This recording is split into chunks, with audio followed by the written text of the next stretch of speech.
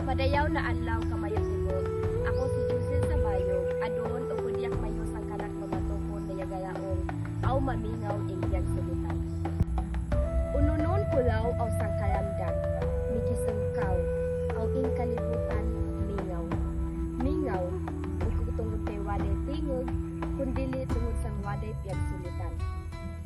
Waday madyaw na kalamdag, waday pakadyaw, waday pasaya, ug sakalit lang minang ya mawala yang pasabot sang tibok. Mamaununo kulaw kita, kayang piyagsulitan ta, ugkugaid ng pagsulit. Yan yang kanaton piyagikanan, yan yang kanaton pagpakutaw, yan yang kanaton kalag, nungaw mga isupaan. Yagalaong si umpo, udi bantay yang kamayo piyagsulitan, kay aw mawala yani, mamawala alang mata. Wala ak makalimalungaon, pagtuo ko, yang piyagsulitan ta, tutub gaid sang pagsulit. Sang pagkadoon, yakasabot daak, kayang mga piyagsulitan, bukugaid ng letra, kundi panumduman sang kada lupa.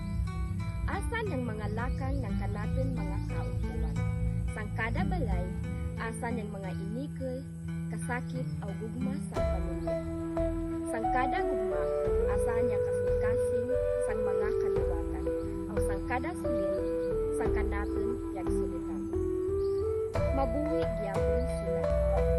Basaw awununon manlaw aw pumalit yan mawala. Ununoon da yang mga isu di da makasabot sang kanilang sarili na piyagsulitan. Aw yang kultura kakalingawan da. Mamamingaw yaning kalibutan mingaway.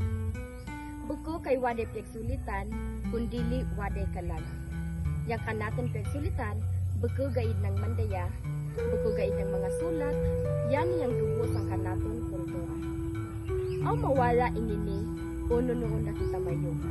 Amo kay piyagsulitan ingini, at magi ingini, buwiya ingini. Ayaw pasagday na mamamingaw ingini. Amo kay padayon ng ta ingini piyagsulitan ta. Padayon ta, mandaya kita.